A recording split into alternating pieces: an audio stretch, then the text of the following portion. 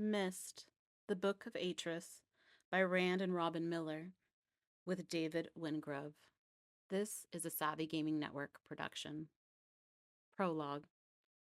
Gehn's footprints lay heavy around the tiny pools. The lush, well-tended green turned to mud. At one end of the garden, beneath the narrow outcrop, he had dug a shallow grave. Now, as the dawn's light slowly crept over the sand to touch the cleft wall 20 feet above, he covered over the young girl's body, his pale cream desert clothes smeared with her blood and with the dark earth of the cleft. From steps above, Anna watched, exhausted after the long night. She had done what she could, but the girl had clearly been ill for some months, and the exertions of childbirth had eaten up what little strength remained to her. She had died with a sigh of relief. Even now, in the silence of the dawn, she could hear Gehn's howls of anguish, his hurt, his agony ranting. He could hear the words of blame which, at the time, had washed over her. It was her fault. Everything was her fault. So it was. So it has always been.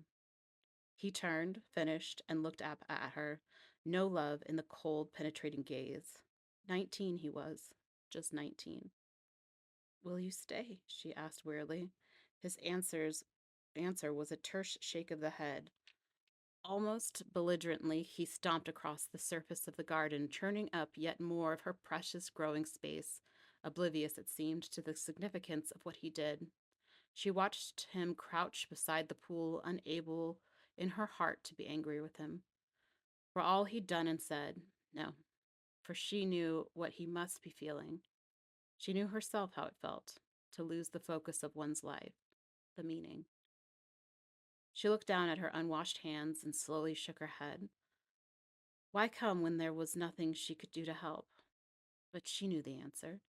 He had come only because there was no one else to turn to. He had not wanted to come, but desperation had shaped his course. Knowing his wife was ill, he had remembered his mother's healing powers. But he had come too late. Too late for her, anyway. Anna raised her head, hearing the baby cries. Stretching, she stood and went down the narrow steps, ducking beneath a stone lintel to the interior. The baby was in the small inner chamber. She crossed the room and ducked inside as its cries grew louder. She stood over it a moment, staring down at its pale blue eyes, and picked it up, cradling it against her. You poor thing, she whispered, kissed its neck, feeling it relax against her. You poor, poor thing. She went out and stood against the rail, watching as Gehn crouched by the pool washing. She saw how the pool was muddied, its precious liquid sullied. Again, there was a carelessness about his actions that angered her. He was thoughtless. Gehn had always been thoughtless. But she held her tongue, knowing that it was not the moment to mention such things. You want me to dress the child for the journey? Gehn did not answer. For a moment, she thought that maybe he had not heard, but when she went to speak again, he turned and glared at her. Keep it. Bury it with its mother if you must. But don't bother me. You saved it. You look after it. She bristled and held the child out over the gap. This is your son, Gehn. Your son. You gave him life. You are responsible for him. That is the way of things in this world. Gehn turned away. She drew the child back. As she did, it began to cry again. Below her, Gehn stamped across the churned ground and quickly climbed the steps, pushing past her roughly to go inside. A moment later, he was back, his glasses perched on his head. Anna stared at him, noting that he had discarded his cloak. Your cloak, Gehn. You'll need your cloak out there. He turned from her, looking out towards the lip of the volcano, just visible from where they stood. Keep it, he said, his eyes moving fleetingly across her face. I'll not need it anymore. His words frightened her, made her fear for his sanity after all that has happened. And she stared at the child in her arms, not knowing at that moment what was best. Even so, she was determined he would hold the child once before he went. She made to give the child to Gehn, but he brushed past her and stepped out into the rope bridge. In the moment, he was gone. But you didn't name him. she said quietly, holding the baby tight against her. You didn't even name him. Within the great volcano shadow of the desert floor was fractured. There was a crack, some 80 feet by 15. The darkness was intense. The casual eye might indeed have passed on, thinking it no more than a natural feature, for the strange lip, a wall of stone some 5 or 6 feet high, that surrounded it. For a moment all was still, and then the tall, cloakless figure climbed into the lip of the cleft wall, stepping out into the dawnlight. All was silence. A silence as only such desert places possess. In cool of the desert dawn, the mist rose from the warm heart of the volcano, wreathing it in a faint, mysterious veil. Anna watched as the tall, cloakless figure climbed to the volcano's slope, the mist swirling about him, concealing, then revealing him again. The heavy lenses he wore gave his head such a strange yet distinctive shape. For a moment he stood there, his head turning, looking back to the dark gash of the cleft a mile below him, his tall, imperious shape blacklit by the sun that bled through the shifting layers of haze. Then, with a dreamlike slowness, like a specter stepping out into nothingness, he turned and vanished. Chapter 1. The sandstorm had scoured the narrow rock ledge clean. Now, along the sculpted lace-like edge, shadows made 1,000 frozen forms. The rock face was decorated with eyes and mouths, with outstretched arms and tilted heads, as if a myriad of strange and beautiful creatures had strayed from the dark safety of the caldera's gaping maw, only to be crystallized by the sun's penetrating rays. Above them, in the shadow of the volcano's rim, lay the boy, staring out across the great ocean of sand that stretched towards the mountainous plateaus that were hazed in the distance. The only thing larger than the vast landscape was the clear blue sky above it. The boy was concealed from watchful eyes, his very existence hidden from the traders who, at that moment, had stopped their caravan a mile out of the sands to greet the old madwoman. The patched and dirty clothes he wore were the color of the desert, making him seem but a fragment of that arid landscape. The boy lay perfectly still, watching the heavy lenses he wore adjusted for long sight, his sensitive eyes taking in tiny details of the caravan.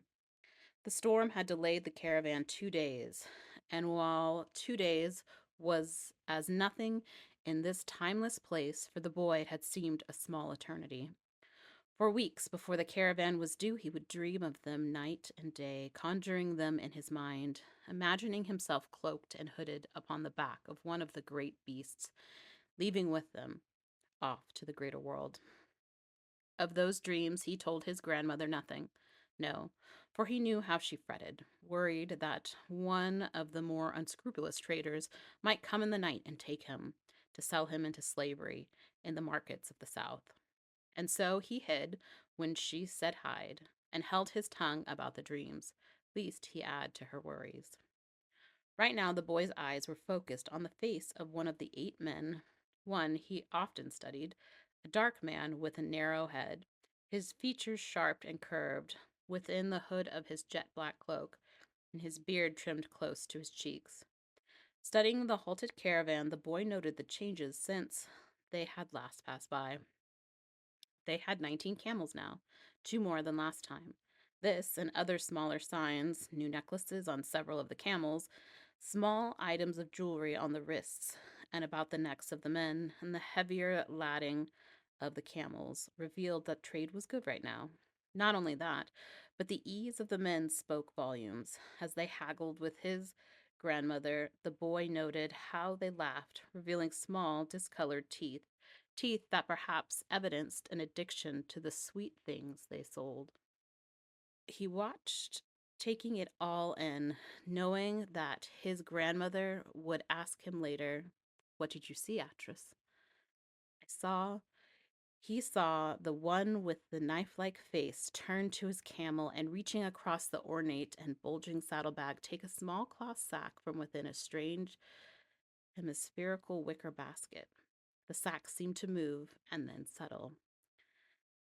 Atrus adjusted his glasses, certain that he had imagined the moment, then looked again in time to see his grandmother place the sack upon the pile of other things she had bartered for. For a brief while longer he watched, then, when it showed no sign of moving, looked to his grandmother. Anna stood facing the eldest of the traders, her gaunt yet handsome face several shades lighter than his, her fine gray hair tied back into the bun at the nape of her neck. The hood of her cloak was down, as was his, their heads exposed to the fierce late afternoon heat, but she did not seem to mind. Such she had deliberately to convince the traders of her strength and self-reliance.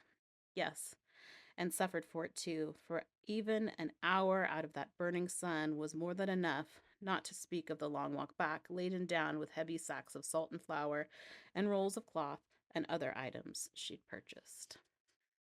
And here he lay hidden, impotent to help. It was easier, of course, now that he could help her tend the garden, repair the walls, yet at times like this he felt torn between his longing to see the caravan and his wish that his grandmother did not have to work so hard to get things they needed to survive. She was almost done now. He watched her hand over the things she'd grown or had made to trade, the precious herbs, the rare minerals, the intricately carved stone figures, and the strange, colorful, iconic paintings that kept traders coming back for more, and felt a kind of wonder at the degree of her inventiveness. 7 years he had lived with her now, 7 years in this dry and desolate place, and never once had she let them go hungry. That in itself he knew was a kind of miracle. Knew not because she had told him so, but because he had observed with his own lensed eyes the ways of this world he inhabited. He had seen how unforgiving the desert was. Each night, surviving, they gave thanks. He smiled, watching his grandmother gather up her purchases, noting how, for once, one of the younger traders made to help her, offering to lift one of the sacks up to her shoulder. He saw Anna shake her head and smile. At once the man stepped back, returning her smile, respecting her independence. She loaded up. She looked about her at the traders, giving the slightest nod to each before turning her back and began the long walk back to the cleft. Beatrice lay there, longing to clamber down and help her, but knowing he had to stay and watch the caravan until it vanished out of sight. Adjusting the lenses, he looked down to the line of men, knowing by the way that they stood, by their individual gestures, seeing how this one would take a sip of his water bottle while that one would check his camel's harness. Then, at the unstated signal, the caravan began to move, the camels reluctant at first, several of them needing the touch of a whip, before, with a great grunt and a hoarse bellow, they walked on. Atrus. Yes, grandmother? What did you see? I saw great cities in the south, grandmother, and men, so many men. Then, knowing Anna would be expecting him, he began to make his way down. As Anna rounded the great arm of rock, coming into the sight of the cleft, Atrus walked towards her. Concealed here from the eyes of the traders, she would normally stop and let Atrus take a couple of the sacks from her, but today she walked on, merely smiling at his unspoken query. At the northern lip of the cleft, she stopped, and with a strange, almost exaggerated care, lowered the load from her shoulder. Here, she said quietly, aware of how far voices traveled in this exposed terrain. Take the salt and the flour down to the storeroom. Silently, Atrus did as he was told. Removing his sandals, he slipped them into the narrow ledge beneath the cliff wall's lip. Chalk marks from their lessons earlier that day covered the surface of the outer wall, while close by a number of small earthenware pots lay partially buried in the sand from one of his experiments. Atrus swung one of the three-boned white sacks up onto his shoulder, the rough material chafing his neck and chin, the smell of the salt strong through the cloth, and then clambered up to the sloping wall. He turned and, crouching, reached down with his left foot, finding the top of the rung of the rope ladder. With unthinking care, Atrus climbed down into the cool shadow of the cleft, and the strong scent of herbs intoxicating after the desert's parched sterility. Down here, things grew on every side. Every last square inch of space was cultivated. Between the various stone and adobe structures that clung to them, the steep walls of the cleft were patchwork of bare red, brown, and vivid emerald, while the sloping floor surrounded the tiny pool was lush green, no space wasted, even for a path. Instead, a rope bridge stretched across the cleft in a zigzag that linked the various structures, not joined by the narrow steps that had been carved into the rock millennia before. Over the years, Anna had cut a number of long trough-like shelves onto the solid walls of the cleft, filling them with earth and patiently irrigating them, slowly expanding their garden. The storeroom was at the far end, near the bottom of the cleft. Traversing the final stretch of the rope bridge, Atrus slowed. Here, water bubbled up from an underground spring, seeping through the tilted layer of porous rock, making the ancient steps wet and slippery. Farther down, a channel had been cut into the rock, directing the meager but precious flow across the impermeable stone at the bottom of the cleft into the natural depression of the pool. Here, too, was the place where his mother was buried. At one end of it lay a small patch of delicate blue flowers, their petals like tiny stars, their stamen velvet dark. After the searing heat of the desert sand, the coolness of the damp stone beneath his feet was delightful. Down here, almost 30 feet below the surface, the air was fresh and cool, its sweet scent refreshing after the dryness of the desert outside. There was the faintest trickle of water, the soft whine of the desert wasp. Atrus paused that moment, lifting the heavy glasses onto his brow, letting his pale eyes grow accustomed to the shadows, then went down, ducking beneath the rock overhang before turning the face to the storeroom, which was recessed into the stone of the cleft wall. The surface of that squat, heavy door was a marvel in itself, decorated as with 100 delicate, intricate carvings with fish and birds and animals, all of them linked with an interwoven pattern of leaves and flowers. This, like much else in the cleft, was his grandmother's doing, for if there was a clear surface anywhere, she would want to decorate it, as if the whole of creation was her canvas. Raising his foot, Atrus pushed into it until it gave, then went inside into the dark and narrow space. Another year, and he would need to crouch beneath the low stone ceiling. Now, however, he crossed the tiny room in 3 steps. Lowering the sack from his shoulders, he slid it onto the broad stone itself besides 2 others.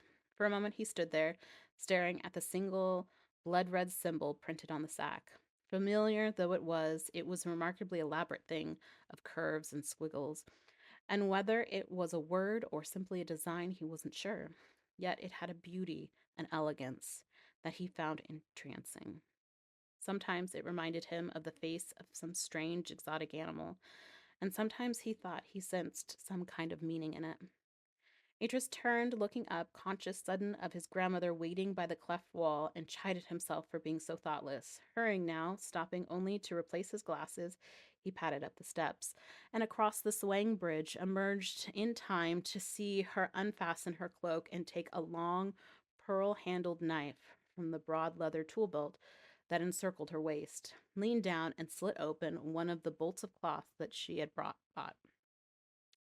"That's pretty," he said, standing beside her, adjusting the lens, then admiring the vivid vermilion and cobalt patterns, seeing how the light seemed to shimmer in the surface of the cloth as in a pool. "Yes," she said, turning to smile at him, returning the knife to its sheath. "It's silk." "Silk?" In an answer, she lifted it and held it out to him. "Feel." He reached out, surprised by the cool, smooth feel of it. She was still looking at him, an enigmatic smile on her lips. "I thought I'd make a hanging for your room, something to cheer you up." He looked back at her, surprised, then bent and lifted one of the remaining sacks to his shoulders. As he made his way down across to the storeroom, he saw the rich pattern of cloth in his mind and smiled. There was a faint gold thread within the cloth, he realized, recalling how it had felt, soft and smooth, like the underside of a leaf. Depositing the second sack, he went back. While he was gone, Anna had lifted 2 bolts of cloth up to the lip of the cleft wall, besides the last of the salt and flour sacks. There was also a small green cloth bag of seeds tied at the mouth, which is the length of the blood-red twine. Of the final sack, one of which he thought he had moved, there was no sign. He frowned and then looked to his grandmother, but if she understood his look, she didn't show it. "Put the seeds in the kitchen," she said quietly, lifting the bolt of silk to her shoulder. "We'll plant them tomorrow. Then come back and help me with the rest of the cloth." As he came back from the storeroom, he saw that Anna was waiting for him on the broad stone ledge at the far end of the garden. Even from where he stood, he could see how tired she was. Crossing the rope bridge to the main house, he went quickly down to the narrow steps that hugged the wall, and keeping carefully the smooth and protruding rocks that delineated the pool's western edge, crouched, and taking the metal ladle from its peg, leaned across and dipped it into the still, mirror-like surface. Standing again, he went swiftly along the edge, his toes hugging the rock, careful not to spill a drop of precious water, stopping beside the ledge on which Anna sat. She looked up at him and smiled, a weary, loving smile. "Thank you," she said, taking the ladle and drinking from it, then offered it back. "No," he said softly, shaking his head. "You finish it." With a smile, she drained the ladle and handed it back. "Well, Atrus," she said, suddenly relaxed, as if the water had washed the tiredness from her. "What did you see?" He hesitated, then, "I saw a brown cloth sack, and the sack moved." Her laughter was unexpected. Atrus frowned, and then grinned as she produced the sack from within the folds of her cloak. It was strange, for it seemed not to hold anything. Not only that, but the cloth of the sack was odd, much coarser than those the traders normally used. It was as if it had been woven using only half the threads. If it had held salt, the salt would have spilled through the holes in the cloth. Yet the sack held something. "Well," she mused, as his reaction, "are you going to take it?" He stared at her, genuinely surprised. "For me?" "Yes," she said, "for you." Gingerly, he took it from her, noticing that the sack's mouth was tied with the same red twine as the seed bag. "What is it?" "Look and see," she said, taking her knife and handing it to him by the handle. "But be careful, it might bite." He froze, looking at her perplexed now. "Oh, go on," she said, laughing softly. "I'm only teasing you, Atrus. Open it." Slowly, reluctantly, he slipped the blade beneath the twine and pulled. The mouth of the sack slid open. Putting the blade down on the rock, he lifted the glasses up onto the top of his head, then grasped at the sack's neck, slowly drawing it open, all the while peering at its dark interior. Then there was something there, something small and hunched, and the sound made him drop the sack and jerk back, the hairs on his neck standing straight up with shock. "Careful," Anna said, bending down to pick the sack up. Atrus watched astonished as she took something small and finely furred. For a moment, he didn't understand, and then with a shock, he saw what it was. A kitten! Anna had bought him a kitten. He had made a sound of delight, then, getting onto his feet, and took a step towards her, bending close and looking at the tiny thing she held. It was beautiful. Its fur was the color of the desert sand at sunset, while its eyes were the great saucers of green that blinked twice, then stared back at him curiously. In all, it was no bigger than one of Anna's hands. "What is it called?" he asked. "She is called Paquette." "Paquette?" Atrius looked up at his grandmother, frowning, and then reached out and gently stroked the kitten's neck. "The name's an ancient one. The eldest of the traders said it was a lucky name." "Maybe," Atreus said, certainly. "But it doesn't feel right. Look at her. She's like a tiny flame." He smiled as the kitten pressed against his hand and began to purr noisily. "Then maybe you should call her that." "Flame?" Anna nodded, and she watched her grandson a moment and then spoke again. "There's a small clay bowl in the kitchen." Atrus looked up. "The blue one?" "Yes, Flame can use it. In fact, she could probably do with some water now, having been in that sack." Atrus smiled, and then, as if he'd done it all his infant life, picked the kitten up with one hand, cradled it against his side, and carried her across, vaulting up the steps in twos and threes before ducking inside the kitchen. A moment later, he reemerged, the bowl in his other hand. "Come on, Flame," he said, speaking softly to the kitten as if it were a child, his thumb gently rubbing the top of his head. "Let's get you a drink." As darkness fell, Atrus sat on the narrow balcony that ran the length of the outer sleeping chamber, and the dozing kitten curled beside him on the cool stone ledge as he stared up at the moon. It had been a wonderful day, but like all days, it had to end. Below and in his right, he could see his grandmother, framed in the brightly lit window of the kitchen, a small oil lamp casting its soft yellow glow over her face, the upper arms as she worked, preparing a tray of cakes. They, like the kittens, were a treat to celebrate his 7th birthday in 2 days' time. The thought of it made him smile, and yet into his joy seeped an element of restlessness. Happy as he was here with his grandmother, he had recently begun to feel that there was more than this. There had to be. He looked past the moon, following the line of stars until he found the belt of the hunter, tracing the shape of the hunter's bow in the night sky as his grandmother had taught him. There were so many things to know, so many things yet to learn. "And when I've learned them all, grandmother?" He remembered how she had laughed at that, then leaned towards him. "There is never an end to learning, Atrus. There are more things in this universe, yes, and more universes than we could ever hope to know." And though he did not quite understand what she had meant by that, simply staring at the vastness of the night sky gave him some tiny inkling of the problem. Yet he was curious to know all he could, as curious as the sleeping kitten beside him was indolent. He looked down from that vastness. All above him, the cleft was dotted with tiny lights that glowed warmly in the darkness. "Atrus!" He turned, looking up as Anna came and crouched beside him on the narrow ledge. "Yes, grandmother?" "You have a lot to write in your journal today." Atrus smiled and then stroked the kitten, petting it between the ears and feeling it push back against his fingers. "I wrote it earlier, while you were in the storeroom."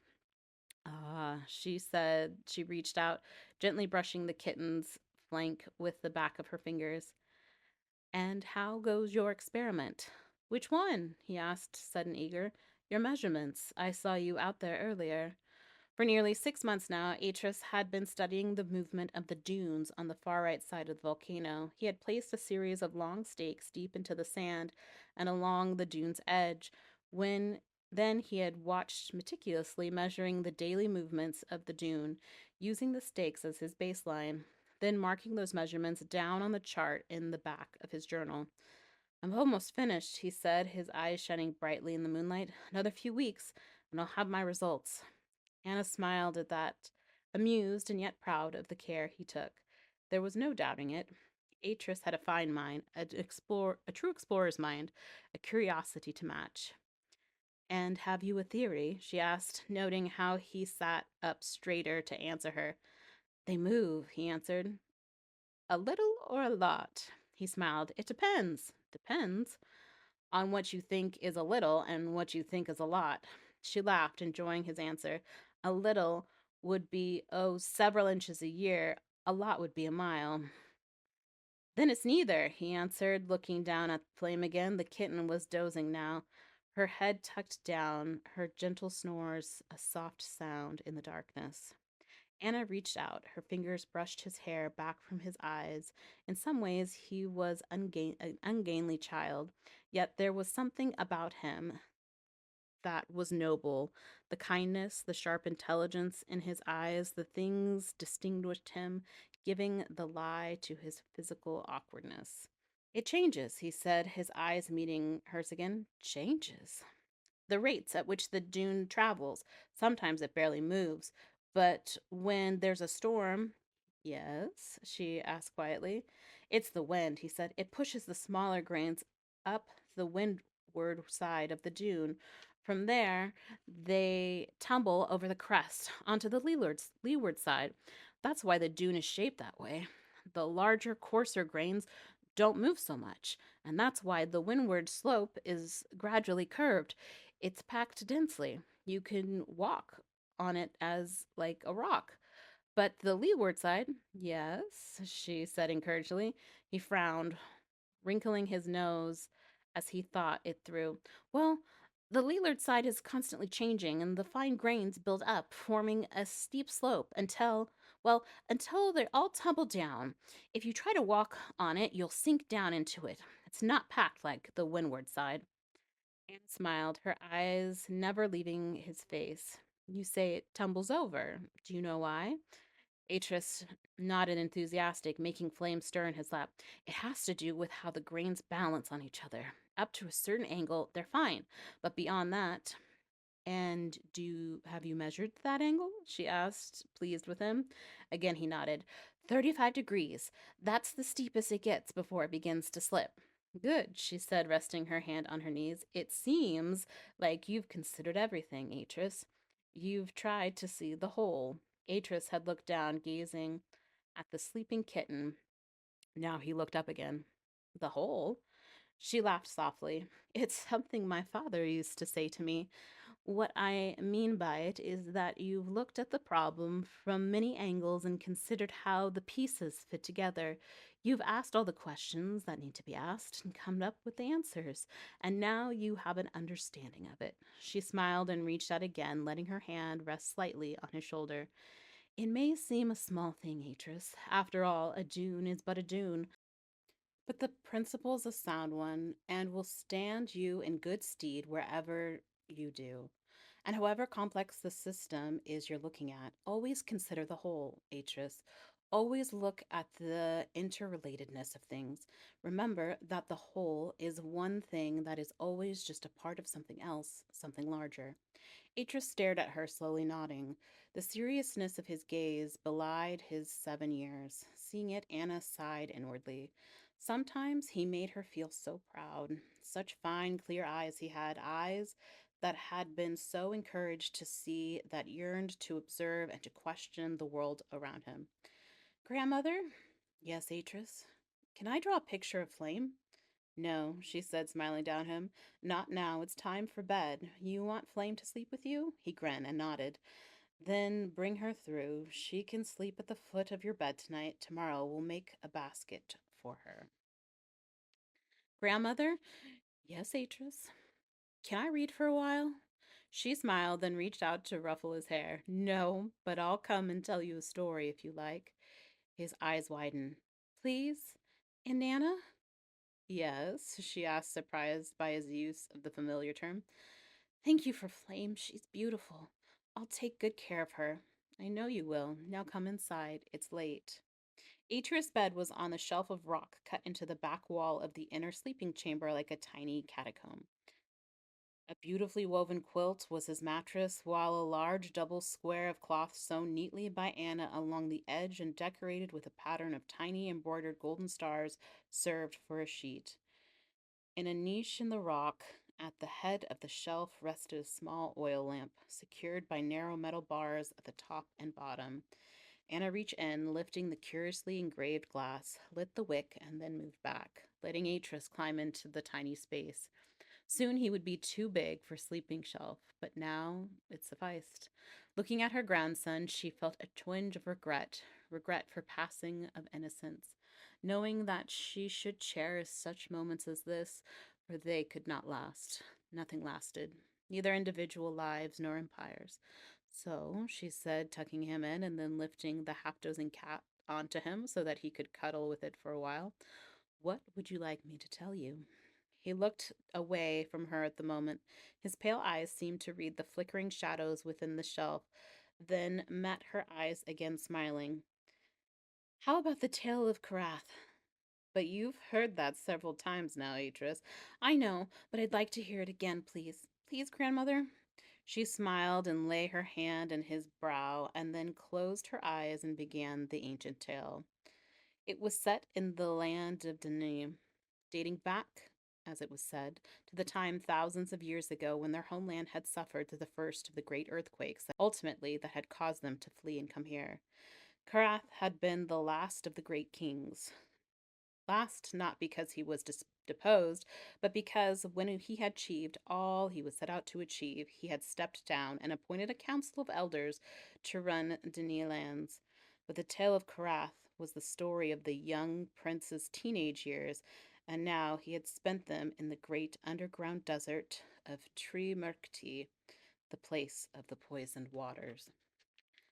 And then Atrus, and when Atrus heard the tale, what did he think? Did he imagine himself a young prince like Karath, banished into exile by his dead father's brother? Or was it something else in the tale that attracted him? For there was no doubting that it was his favorite story. As she came to a close, narrating the final part of how Karath tamed the giant lizard and rode it back into Dene's capital, she could sense how Atreus clung into her every word, following each phrase, each twist in the story. In her mind, she closed the book silently and set it aside, as she had once done for another little boy in another time, in a place very different from this. Opening her eyes, she found Atreus staring up at her. Are there many tales, grandmother? She laughed. Oh, thousands. And do you know them all? She shook her head. No, why, it would be impossible, Atrist. Dania was a great capital, and its libraries were small cities in themselves. If I were to try to remember all the tales of the Denis, it would take me several lifetimes, and even then I would have learned but a handful of them. Are the trails true? Atris asked, yawning and turning his face to the wall. Do you believe them? He was silent, and then, with a sleepy sigh, I guess so. Yet she sensed he was not satisfied. Reaching out, she lifted the blanket until it covered his neck, and then, leaning across, kissed his brow. Shall I leave Flame where she is? Hmm. He answered, already half asleep. Smiling, Anna reached across and, lifting the glass, snuffed the lamp, and then stood and left the room. The lamp was still burning in her workroom on the far side of the cleft. The half-complete sculpture lay where she had left it on its desk. The workbook open next to it. The delicate stone working instruments lay out on its trays. For a moment she stood there, looking down at it, considering what needed to be done, then moved past it, reaching to take a tiny pearl bracket case from the shelf where she kept her books.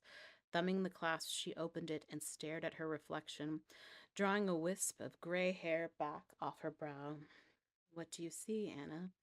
The face that looked back at her was strong and firm, the bone structures delicate without being brittle, refined rather than coarse. In her time, she had been a great beauty, but time was against her now. The thought made her smile. She had never been vain, yet she had always wondered just how much of her real self showed in her face, how much the interplay of eye and mouth revealed, and yet how much the same subtle features could hide. Take Atris, for example. When he smiled not simply with his lips, but with his whole face and the whole of his great being, a great radiant smile that shone out from him. Likewise, when he was thinking, it was as if one could see right through him, like a glass, and watch through the thoughts fizz and sparkle in his head.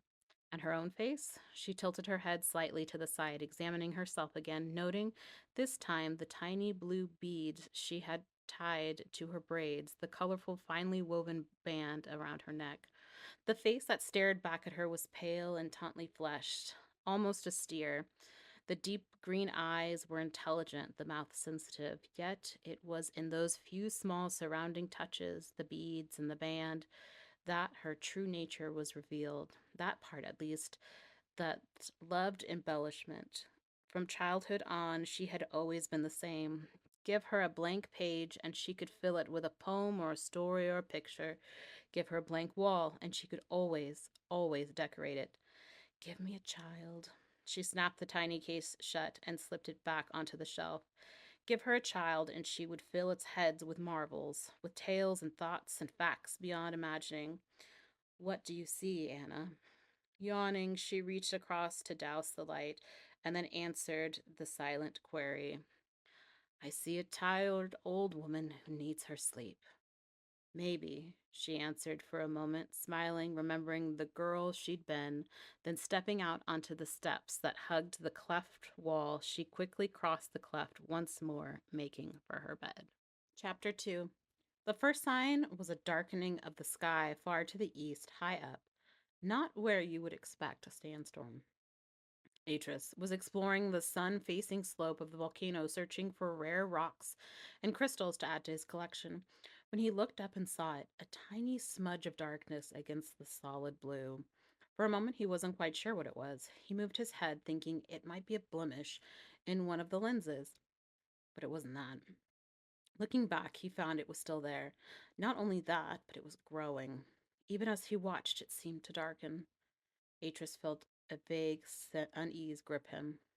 The 10-year-old turned, making his way back down the slope, and he hurried across the open stretch of sand between the nearest ledge and the cleft, panting from the heat. Stopping only to slip his sandals into the gap between the cleft's lip, he clambered down the rope ladder, making the stone rung clatter against the wall. That noise alerted Anna.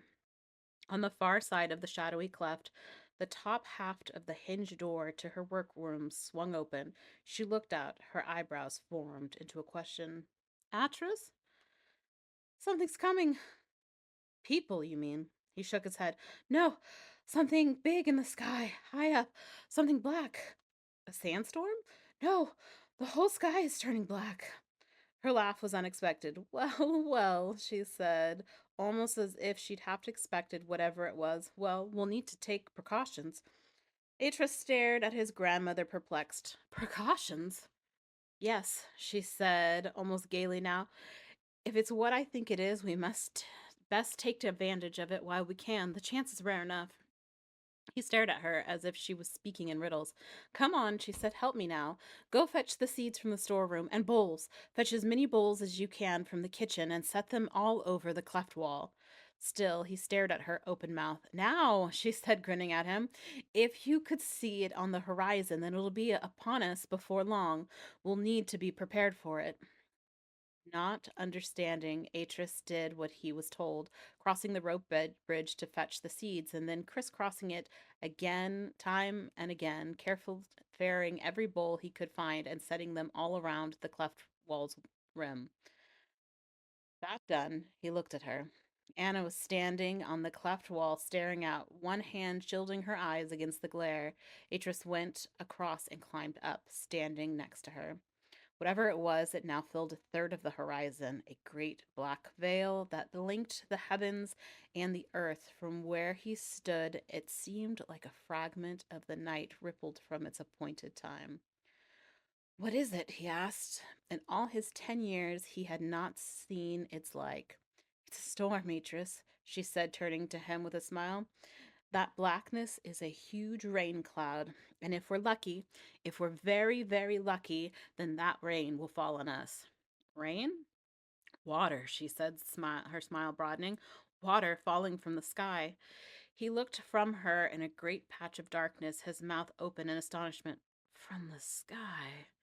Yes, she answered, raising her arms as if to embrace the approaching darkness. I've dreamed of this, Atrus. So many nights I've dreamed. It was the first time she had said anything of her dreams, and again he stared at her as if she'd been transformed. Water from the sky, dreams. Day turned to night. Putting his right hand against his upper arm, he pinched himself hard. Oh, you're awake, Atrus, Anna said, amused by his reaction, and you must stay awake and watch, for you'll see sights you may never see again. Again she laughed. Just watch, my boy, just watch. Slowly, very slowly, it came closer, and as it approached, the air seemed to grow cooler and cooler. There was the faintest breeze now, like an outrider moving ahead of the growing darkness. All right, she said, turning to him after a long silence. Let's get to work. We need to scatter the seeds all around the cleft. Use all the bags but one. We'll not get this chance again, not for many years. He did as she told him, moving in a daze, conscious all the time of the blackness that now filled the whole of the horizon. From time to time, he would look up fearfully and then duck his head again. Finished, He pocketed the tiny cloth bag and then clambered to the cleft wall. Flame was sheltering beneath the stone ledge on the floor of the cleft. Seeing her there, Anna called to him, Atrus, you better put Flame in your room. If she stays where she is, she'll be in danger. Atrus frowned, not understanding how she could possibly be in danger. Surely the cleft was the safest place. But he did not argue, merely went and gathering Flame under his arms, took her into the storeroom and locked her in. Returning to the lip of the cleft wall, he saw that the storm was almost upon them. Climbing out into the open sands, he looked to Anna, wondering what they would do, where they would hide. But his grandmother seemed unconcerned. She merely stood there, watching that immense darkness approach undaunted by it, smiling all the while. Turning, she called to him, raising her voice against the noise of the oncoming storm. Take your glasses off, Atrus. You'll see better. Again, he did what he was told, stowing the heavy lenses with their thick leather strap in the deep pocket of his cloak. Ahead, the storm front was like a massive, shimmering wall of black and silver, a solid thing advancing on him, filling the whole of the sky ahead of him, tearing up the desert sand as it went. Strange. Searingly bright flashes seemed to dance and flicker in that darkness, accompanied by a low, threatening rumble that exploded suddenly in a great crash of sound. Trembling as he closed his eyes, his teeth clenched tight, his body crouched against the onslaught. And then the rain burst over him, soaking him in an instant, drumming against his head and shoulders and arms with such fierceness that for a moment he thought it would beat him to the ground. He gasped with shock and then staggered around, surprised to hear over the rain's fierce thundering Anna's laughter. He looked down past his feet at the earth, astonished by its transformation. A moment before, he had been standing on sand. Now his feet were embedded in a sticky, swirling mess that tugged at him as he tried to free himself. Anna, he called, turning to appeal to her, putting his arms out. She came across, giggling now like a young girl. The rain had plastered her hair to her head, while her clothes seemed painted to her long, gaunt body like a second skin. Isn't it wonderful? She said, putting her face up to the rain, her eyes closed in ecstasy.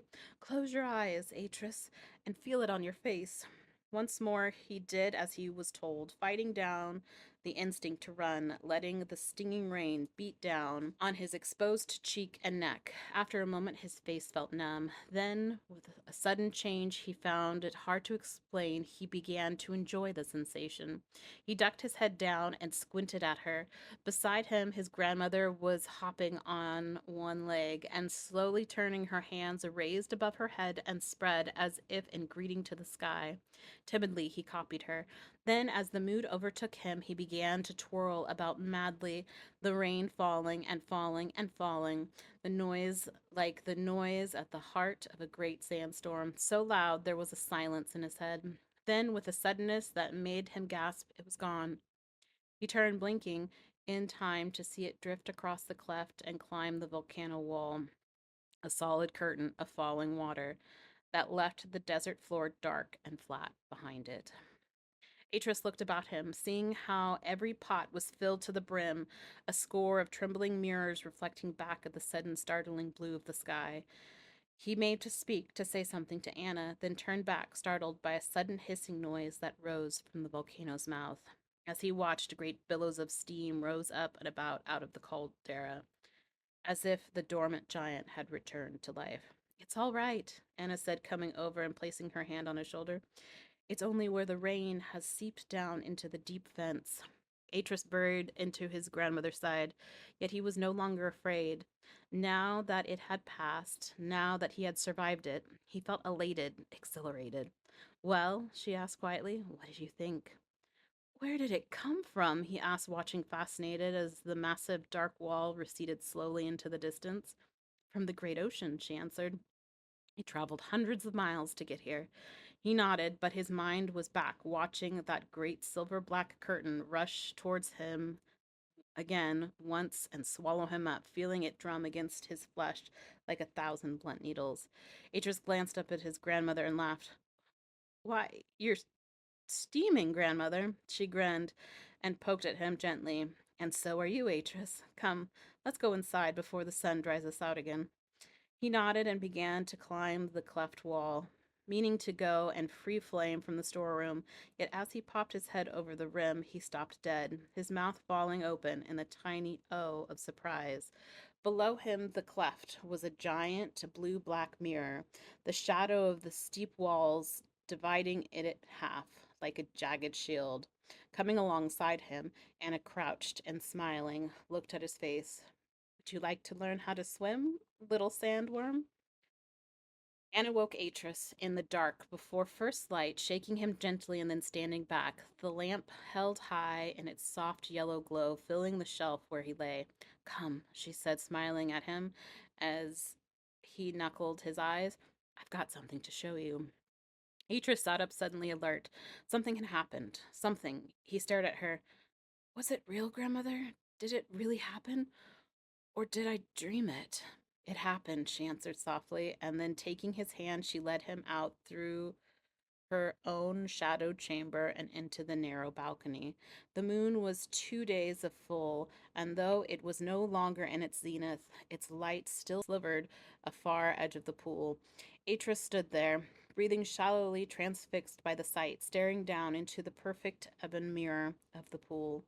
Now the pool he'd known from infancy, but a bigger, more astonishing pool, a pool that filled the cleft from edge to edge. Staring into it, he let a sigh escape him. The stars. Anna smiled and leaned past him, pointed out the shape of the hunter in the water. And there, she said, look, Atrus, there's the marker star.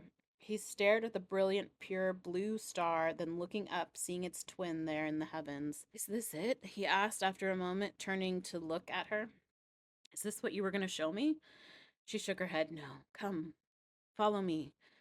In the moment before he emerged from the cleft, in the instant before he saw what his grandmother had woken him to see, Atrus passed the second top rung of the ladder and looked down. Below him, far below, it seemed, so far that it was almost as if he had been inverted and now hung out over space, lay in the star-dusted sky. For a moment the illusion was perfect, so perfect that he let go of the rung, he was certain that he would have fallen forever. Then, conscious that his grandmother was waiting patiently on the other side of the lip, he pulled himself up over the top of the cleft wall and stopped, stone still, his jaw dropped. The sight that met his eyes, incredible and dreamlike. Between the cleft and the lip of the caldera, the whole side of the volcano was carpeted in flowers. Even in the moonlight, he could distinguish those bright colors, violets and blues, dark greens, lavender, bright reds, and violent oranges. He stared, uncomprehending. It was impossible. They're called ephemerals, Anna said, speaking into the perfect silence. Their seeds, hundreds of thousands of tiny seeds, lay in the dry earth for years, and then when finally the rain comes, they blossom. For a single day, for one single night, they bloom. And then, she sighed. It was the saddest sound Atrus had ever heard. He looked at her, surprised by the sound. There had been such joy in her voice, such excitement. What is it, grandmother? She smiled wistfully and reached out and petted his head. It's nothing, Atrus. I was thinking of your grandfather, that's all, thinking how much he would have loved this. Atrus jumped down, his feet welcomed by the lush, cool feel of vegetation. The earth beneath was damp and cool. He could squidge it between his toes. Crouching, he ran his hand over the tops of the tiny blooms, feeling how soft, how delicate they were. Then plucked a single tiny flower, holding it before his face to study it. It had 5 tiny pink petals and delicate stamen the color of sandstone. He let it fall. For a moment he knelt there, his eyes taking it all in. Then suddenly a new thought struck him. Jerking around, he looked to Anna. The seeds! Atrus stood and picked his way carefully about the cleft wall, stooped here, and then examining all those places where before the storm had come he had scattered their precious seeds. After a while he looked to Anna and laughed. It worked! The seeds have germinated. Look, Nana, look! She stood there grinning back at him. Then we'd better harvest them, Atrus, before the sun comes up, before the desert takes back what it's given us. The work was done. Now there was time simply to explore, and the dawn's light began to cast its long shadow over the sand. Atrus climbed the side of the volcano, Flame in tow, the ginger cat intoxicated, it seemed, by the sudden profusion of flowers. She romped and rolled about it as if the years had peeled back and she was a kitten again. Watching her, Atrus giggled. He wore his glasses. Now the sun filtered set low, the magnification high. Now was the time to indulge his curiosity, before the sun climbed too high and the heat grew too unbearable, and before, as Anna assured him, the blooms dried up and vanished. For a time he wandered idly, almost as aimless as the tiny, scrawny cat that was his constant companion. Then, without knowing it, he found himself looking for something, or rather, not so much looking as trying to pinpoint exactly what it was that he'd seen but not understood. He stood still, turning only his head, trying to locate just what it was he'd glimpsed.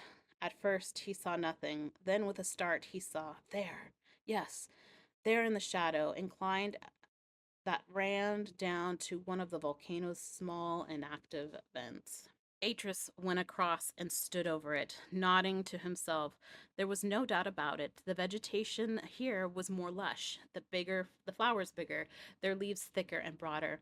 Why was that? He bent down and reached in among the tiny stems, pulled one of the plants up and examined its shallow roots.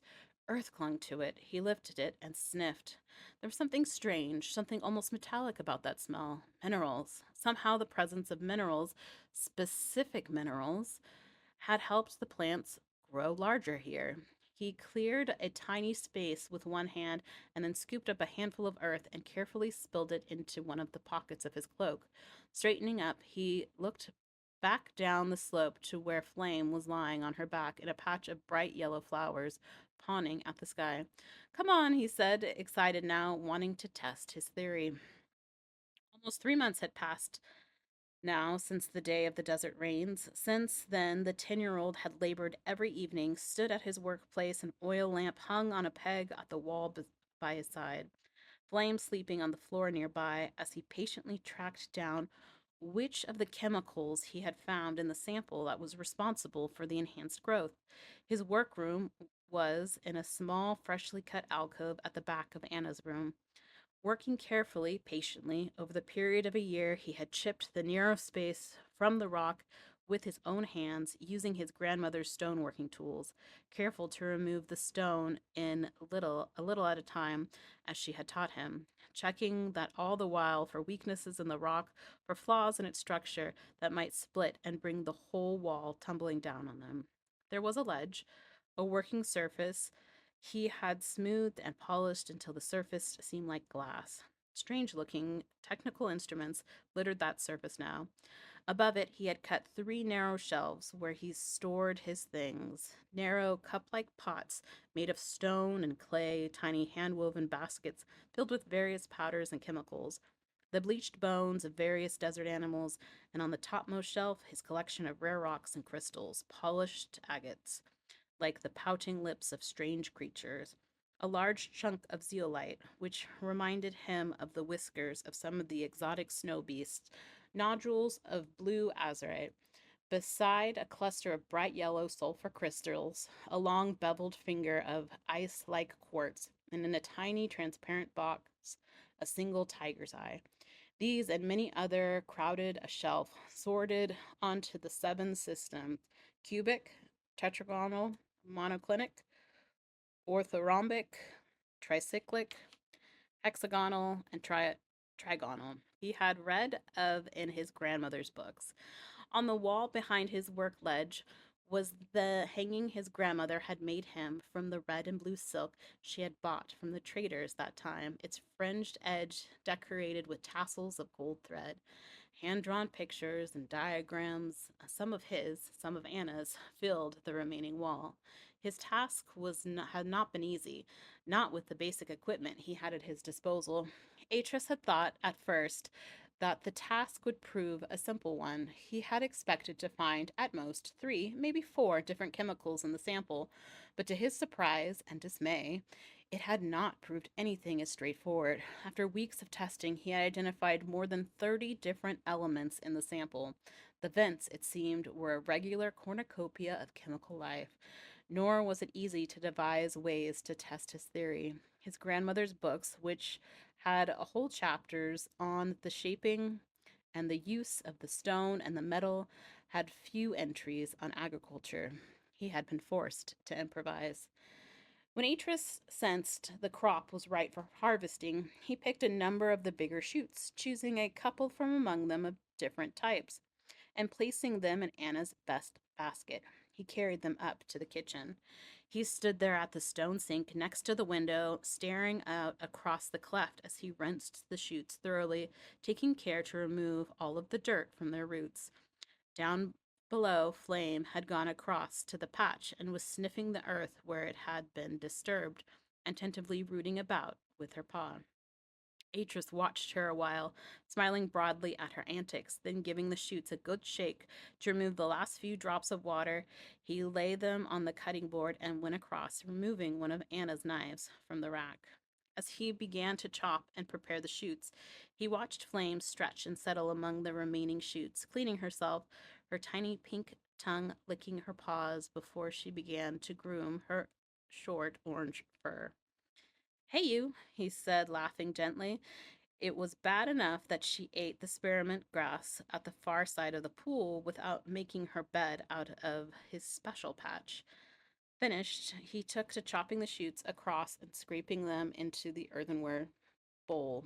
He had a fresh, clean scent. They had a fresh, clean scent like men, although not as sweet. Taking a short length, he put it to his nose, sniffing it, then popped it into his mouth. It tasted good, too, fresh, and it just grimaced. There was a distinct aftertaste, a bitter, unpleasant tang. He ran the tip of his tongue around his gum and then shivered. Eek! Atris? He finally turned to find Anna standing there looking at him curiously. What is it?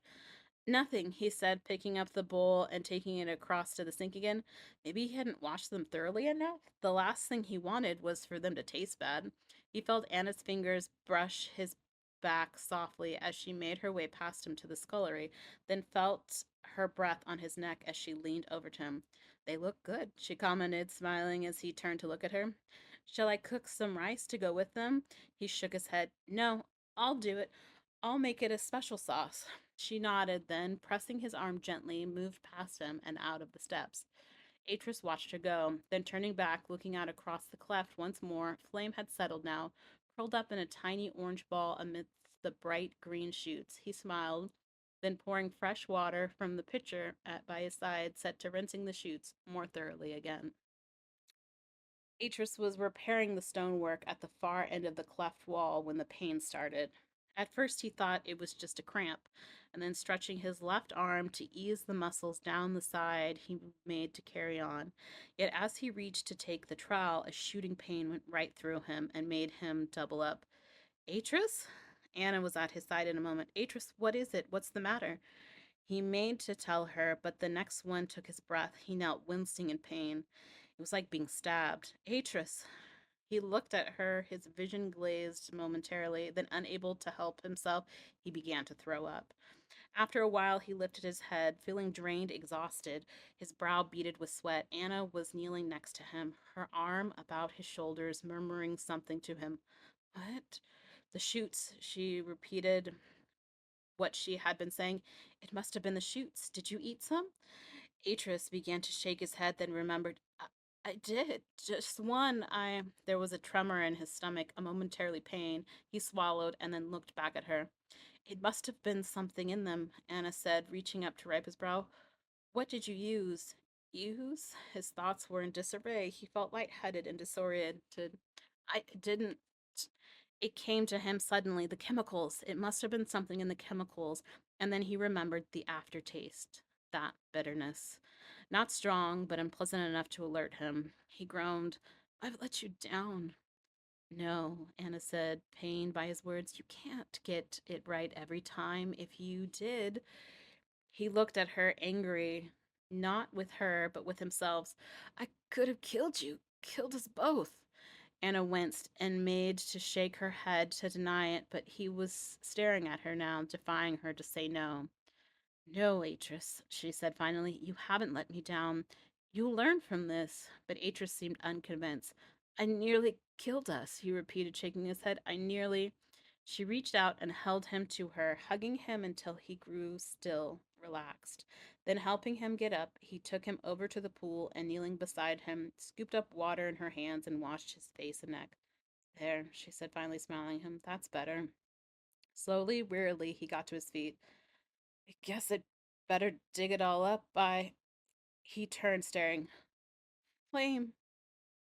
Anna stepped past him, then crouched beside the tiny orange bundle. For a moment she was still, her ears pressed against its side, and then, with a slowness that confirmed what Atrus had almost feared, she straightened up. I'm sorry, she said. Atrus stepped across and knelt beside her. For a moment he was very still, looking down at the tiny animal. Then carefully, as if it only slept, he picked it up, cuddled it against him, took it across to where a tiny patch of blue flowers bordered the cleft side. Anna turned, watching him, seeing how dignified he was in that moment, how grown up, how he'd kept all he was feeling. All she knew, unmistakably, that in that instant he had shed some of his childishness and had taken a further step into the adult world, out, away from her. Chapter 3. In the blistering heat of the late afternoon sun, faint wisps of sulphurous steam rose from tiny fumaroles in the volcano's mouth, coiling like a dancer's veil in a shadowy dark beneath the edge before they vanished in the intense glare above. Atrus stood at the lip of the volcano, staring out across the deep bowl of the caldera. His glasses, the largest of the two pairs that had hung in his grandmother's workroom, pulled down over his face, the thick leather band hanging the back of his shaven head tightly beneath the white cloth hood he wore. Over his mouth and nose was a cloth mask Anna had made for him and insisted that he wear, while about his waist was a thick belt studded with tools, a perfect copy of the one his grandmother wore about her own. 14 now, Atrus had grown fast this past year. He was almost a man's height, but he had yet to fill out. His face, too, had changed, taking on the harder, more angular shapes of manhood, both nose and chin having lost the softness they'd had in childhood. He was not a weak boy, not by any means. Yet, watching him from the top of the cliff wall, Anna noted how thin he was. When the desert winds blew, she was afraid they would carry him away. There seemed so little of him. For the past few weeks, he had been setting up his experiment. Now he was ready to begin. Turning, Atrus clambered down out of the burning light into the deep, much cooler shadow just below the lip. Here, on the narrow edge, he had rigged up most of his equipment. Straight ahead of the volcano wall fell away steeply, while at his right, just beyond the curiously rounded rock that looked as though it had been formed from melting mud, was a narrow vent. Above it, he had placed a domed cap made of beaten metal. It was crudely manufactured, but effective, and he had staked it to the surrounding rock with four thick pins. On top of the dome was fixed a small metal cylinder. Atrus reached up, his gloved hand gently turning the tiny knobs on either side of his glasses, adjusting the opacity of the lenses so that he could see better. Then, brushing a fine layer of dust from top the metal cap, he leaned forward and studied the finger-length silver valve, checking its welding for the dozenth time before glancing at the two crudely calibrated gauges that were set in the dome's face to either side of the valve. Just above each of the dials was a thumb-side metal stud, a small circular hole bored through the top of each. Atra's strength straightened, letting out a long breath. He had one chance to do this, so it had to be right. If it went wrong, if it didn't work, then it would be a year or more before they could get all the parts they needed from the traders. He turned, looking up to where the two big coiled wires he had made himself under Anna's supervision, dangled over the edge of the crater. Just above them, jutting out over the drop, was a long arm of jet black stone. Two small wheels had been pinned to his face at the far end, where it overhung the volcano. A hand-woven rope ran between the wheels, forming a winch. Like the cap, it seemed crude, yet it would serve its purpose perfectly. To test it, Atrus had spent several afternoons lowering rocks into that maw and then raising them again, rocks many times the weight of the load it would have to carry now. On the other side of the crater's lip, just next to where the rock arm, weighed down by a pile of heavy stones sheltered by makeshift tents, was his pride and joy, the beginning and the end of all this patient endeavoring, his battery. Reaching up, he grasped one of the wires, pulling it towards him, drawing out enough of its length so that it stretched to the metal cap, attaching it to one of the studs. Then he repeated the process. Adjusting his glasses, he clambered back up to the wall and over the lip, out onto the burning sunlight. For a moment he stood there, getting his breath. Each time he emerged from the shadow, it was like stepping into a furnace. Nor did it matter how often he did it. Every time that change from cool of the shade to the sudden stifling heat of the open was like a physical blow. Ducking under the thick cloth screen of the tent, Atrus smiled. This time he had tried hard to look at the angles, to make sure that he'd took all aspects of the whole into the account of his calculations. The battery rested in the corner of the tent, adjusted the ledge of the rock, looking at the massive thing. Idris felt a justifiable pride. He had cut the block of stone himself, and using Anna's finest cutting tools, had hollowed it, following the design of the ancient Audiobook. Making the plates for the battery was comparably easy. Chemicals lay in abundance in the dry soil surrounding the volcano, and he had been fortunate to find a large deposit of galena, the ore containing a mixture of sulfur and lead, not far from the cleft. As for the sulfuric acid he had needed, the one substance that was in abundance on the volcano was sulfur. Indeed, when he finally came to make it, the only thing that had limited the size of the battery was its weight. Adjusting his lenses once again, Atrus knelt and studied it proudly. He had spent many nights buffering and polishing the stone, and then in a whim had carved three ancient deny words into the side, and the complex characters, tiny, elaborate works of art in themselves. Light, power, force. It looked like a tiny stone house, a metallic glint of its terminals giving it a strange, exotic look. Beside it, altogether different, lay a second, much smaller box, the explosive device. This one was made of an unglazed red clay cast of his grandmother's kiln. Undecorated, the single rounded aperture on its top face was plunged into a hard seal of wax, from the center of which jutted the length of the thick twine which he had treated with solution of various highly reactive chemicals. On its front face was thick clay handle. Carefully he picked it up and wrapping it in his cloak carried it outside. Easing his way over the lip once more, he steadied himself, one hand against the rough, climbing wall as he edged down onto the ledge.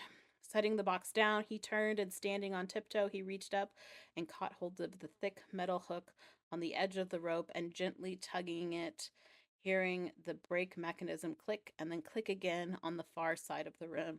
That too was his own invention.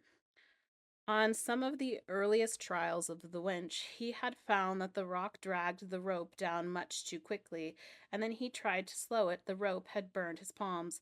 After much experimentation, he had devised a way of stopping the supply wheel after each rotation, so that the winch could only be operated by a series of gentle tugs. Bending down, he picked the box up again and slipped the curved tip of the hook through its handle, then turned back and, holding the rope out away from him, slowly lowered it over the drop. As the rope went taut, he moved back. There was only one more thing to do now. Reaching into the inner pocket of his cloak, he removed the ancient Danube tinderbox. Leaning over, one hand supporting him against the rock arm, he held the flame beneath the end of the twine fuse on the dangling box. Then, when it had caught, released and the catch and stepped back. For a moment he thought it had gone out. Then, with a fizz, it began to burn fiercely. Atrus turned and, half running up the slope, scrambled over the rim, making for the winch. This was the most crucial part. If the fuse burned too quickly, or if for some reason the winch jammed, things would go wrong. Kneeling beside the brake wheel, he slowly began to turn it, listening to it click and click and click, all the while tensed against a sudden detonation, all the while counting in his head.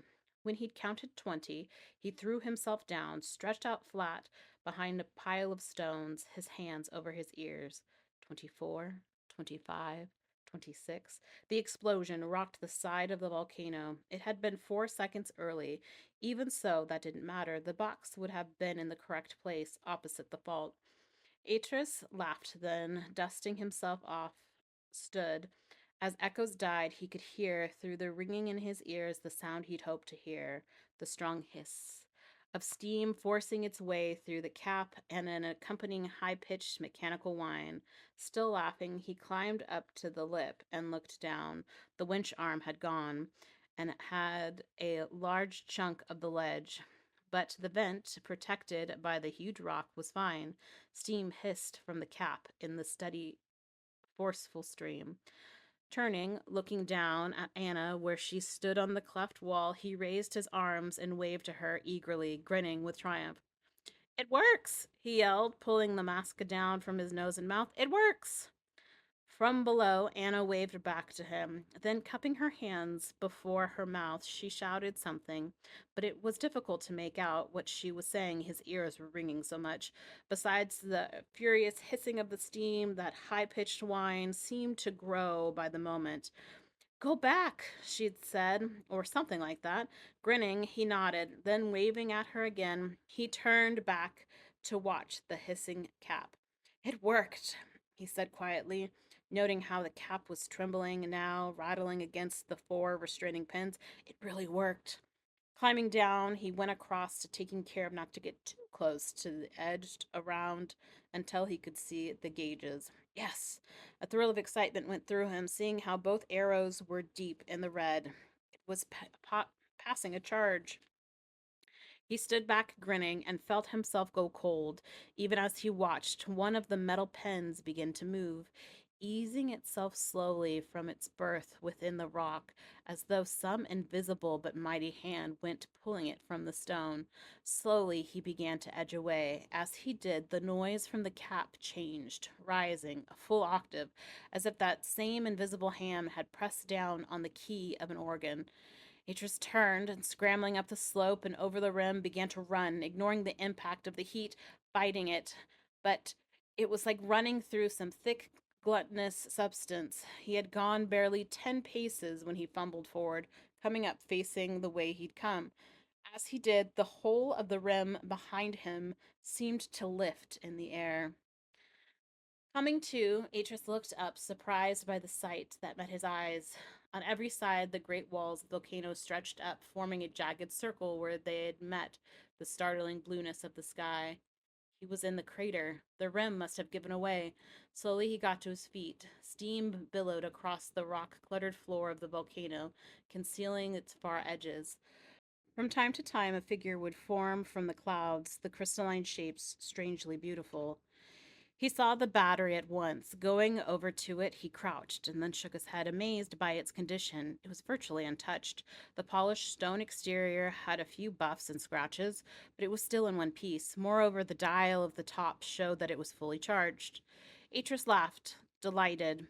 Reaching out, he smoothed its upper surface almost lovingly. At least he knew now that the principle was sound. If he could only find the right vent, if he could only get the pressure right, then it would work and they would have an unlimited supply of electricity. Their lives would be transformed. The cleft would shine like the cat's eyes in the desert night. Smiling, Atrus raised his head, looking directly ahead of him. For a moment, a cloud of steam obscured his view. Then, as it cleared, he found himself staring into blackness. It was a cave, or a tunnel of some kind. He stood, then took a step toward it. Strange. It seemed almost as though it had been carved from the surrounding rock. The steam swirled back, concealing it. Atrus, He turned and looked up at Anna above him, silhouetted against the crater's lip. Come up here now.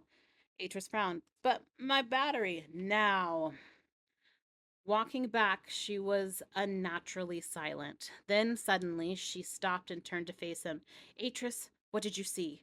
I saw he hesitated, surprised by her question. Atrus, answer me. What did you see? My battery? My battery was charged. She let out her breath. And that was all? There was a lot of steam. Lots of steams, he frowned. My battery. I've got to get my battery. He made to turn back, but she placed a hand gently on his arm. Forget the battery. It's too dangerous. Now come, let's clean you up.